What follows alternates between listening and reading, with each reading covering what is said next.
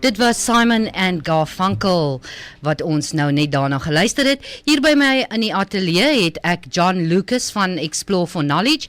Hy is 'n natuurbewaarder, avonturier, opvoeder, jeugontwikkelaar en stigter van explore4knowledge. Goeiemiddag John, good day John, and welcome to Radio Namakwaland. Good day Leonie, thank you for having us. Dankie dat ons hier by julle kan wees hier in die ateljee en ja, so 'n bietjie tyd saam met julle spandeer en net praat oor wat ons doen. Wie of wat is explore4knowledge? Well, explore4knowledge is an organization that we put together based on education through adventure.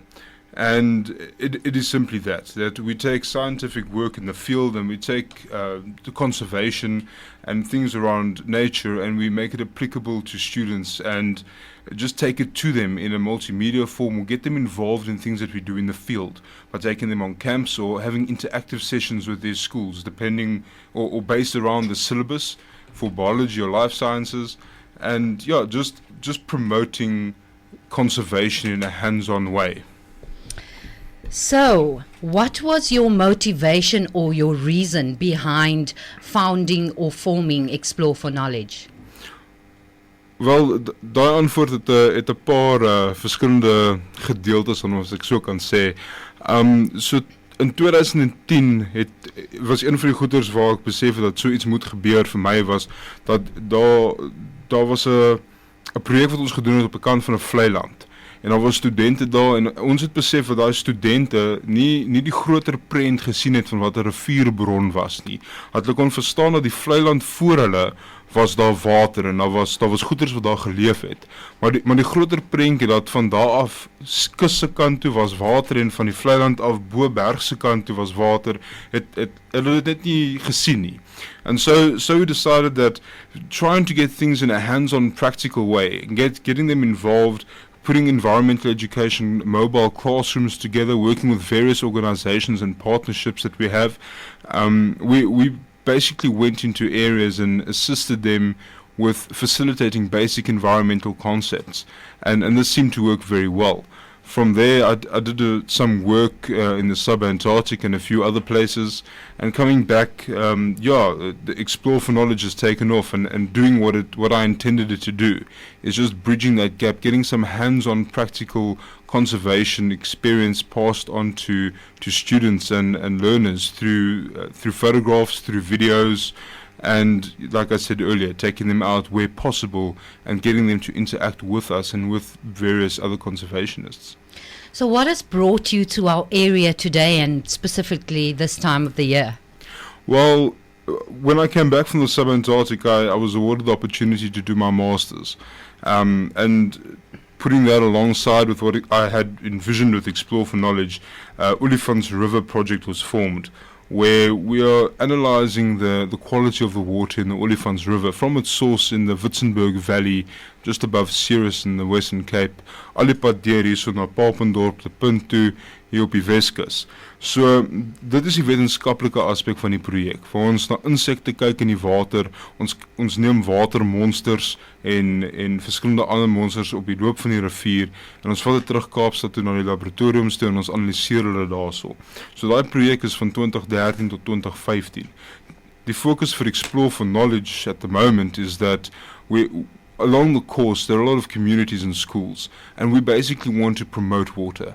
We found, in sitting with our partners, the Worldwide Fund for Nature, WWF, and a few others, we discussed and saw that there's a focus on water that's developing within the world. And using this project as a base, we've decided to interact with classrooms and students along the way. We spoke at the little Noordhoek school, which is a tributary to the Olifants just outside Kirums, then by the Beaverlak Citrusdal area.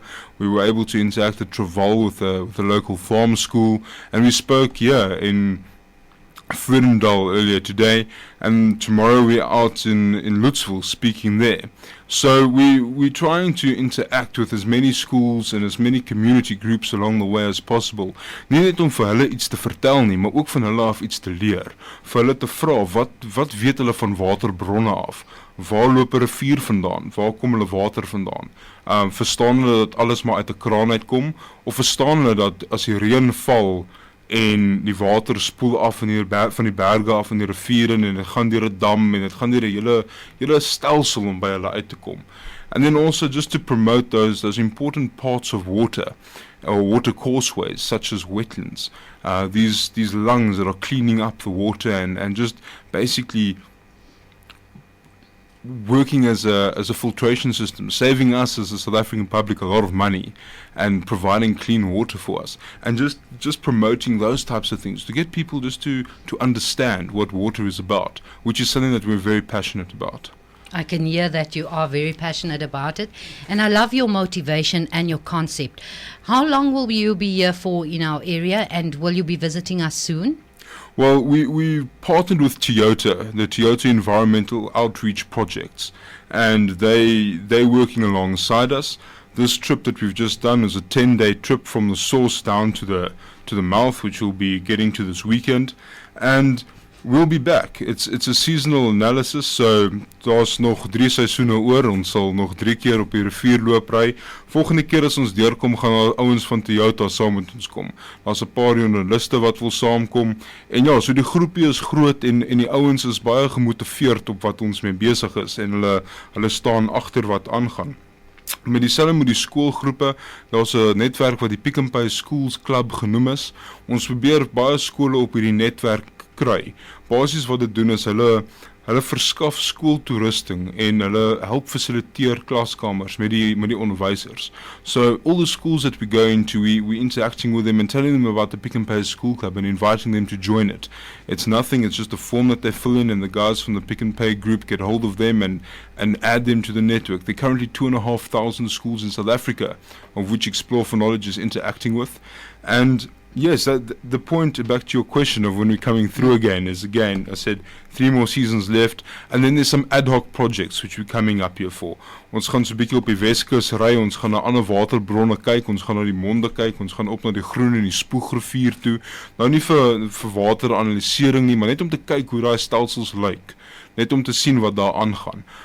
Ons gaan onder in die Cederberg vir die 14de Maart is die internasionale dag vir wateraksie. Ons gaan 'n groot projek daar doen waar 5 skoolgroepe uitkom na ons toe en ons gaan daar so 'n bietjie klas gee oor water. And then as we'll go through again to the Noordhoek school where we're going to help them clean up the local river because we saw a bit of rubbish lying around there, and again just interacting with them and showing them that there's something positive about water.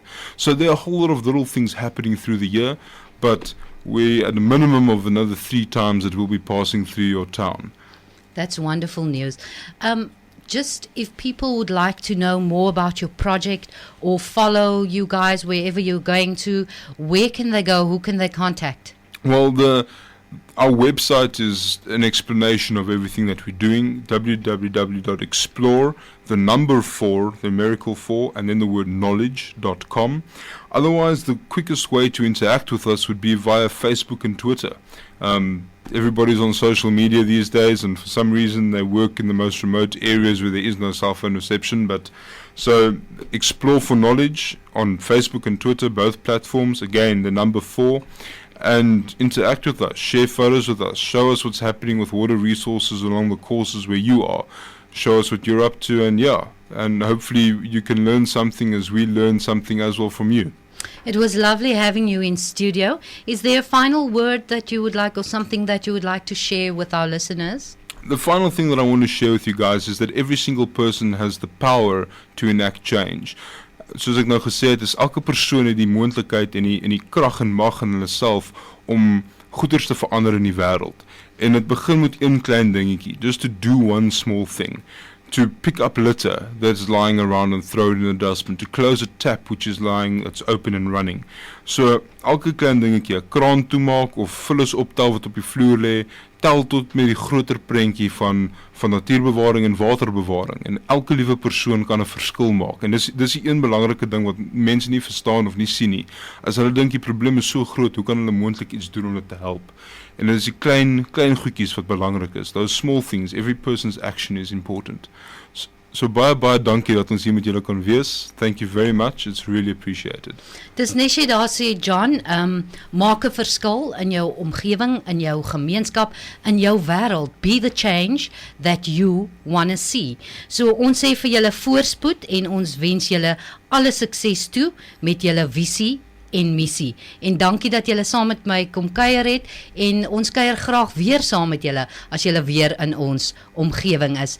Ons het gesels met John Lucas van explore4knowledge. Indien jy meer wil weet oor hulle projekte, kan jy inskakel op hulle webwerf op www.explore, die nommer 4, explore4knowledge.com. So dis www.explore4knowledge.com. Dankie John en jou span wat hier om my staan, dat julle vandag met ons gekuier het. Ek speel uit met Elvis Presley, Jailhouse Rock.